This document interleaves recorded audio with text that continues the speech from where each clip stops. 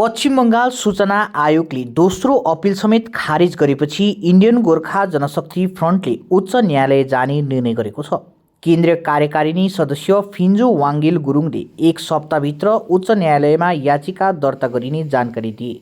गुरुङका अनुसार जिटिए चिफ अनित थापाको दोहोरो नागरिकता सम्बन्धी जाँच रिपोर्ट माग्दै 2023मा दर्ता गरिएको सूचना अधिकार आरटीआई आवेदनलाई आयोगले व्यक्तिगत विषय भन्दै अस्वीकार गरेको हो।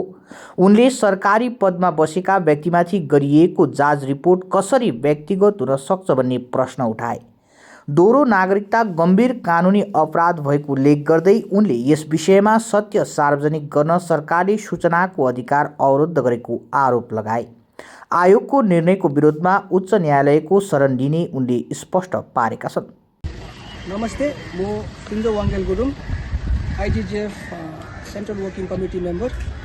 आज यहाँ वेस्ट बेङ्गल इन्फर्मेसन कमिसनमा आइरहेको छु किनभने यो एउटा जिटिए चिफ अनित थापाको डबल सिटिजनसिपको जुन चाहिँ इन्क्वायरी भएको थियो त्यही सम्बन्धित एउटा रिपोर्ट थियो। त्यही सम्बन्धित हामीले एउटा आरटीआई गरेको थियो 2023मा। त्यो आरटीआई दुईपल्ट रिजेक्ट भयो है। अन्त आज हामी सेकेन्ड अपिल माग्छ यहाँनिर।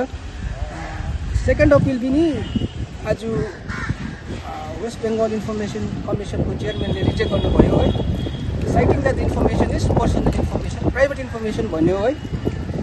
दुईपल्ट पनि जब रिजेक्ट भयो त्यति बेला पनि दुईपल्ट नै यही इन्फर्मेसन चाहिँ एउटा पर्सनल इन्फर्मेसन हो, प्राइभेट इन्फर्मेसन हो भनेर रिजेक्ट गरेको थियो है।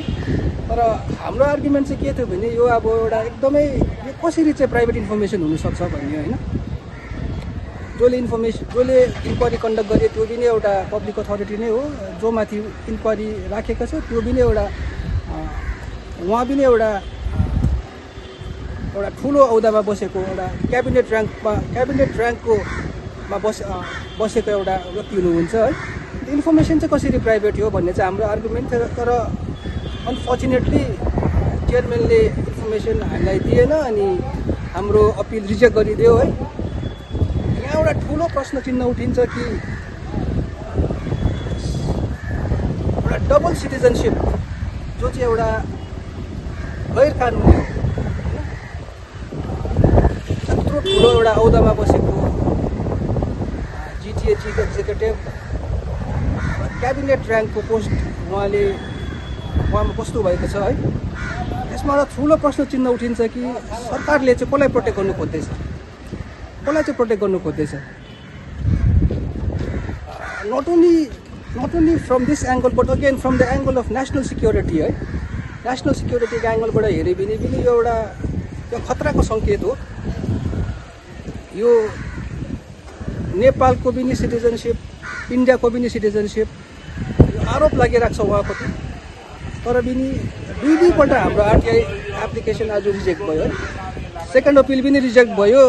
But again as they say everything in India is under judicial review. हामी यो अर्डरको रिभ्यूमा जान्छ, हामी यसको अपिलमा जानेछौँ। यहाँबाट सिधा हामी हाम्रो लयर्सहरूसँग कन्सल्ट गरेर विदिन 1 विक, एक हप्ताभित्रमा हामी यसको अपिलमा जानेछौँ, हाइकोर्टमा अपिलमा जानेछौँ।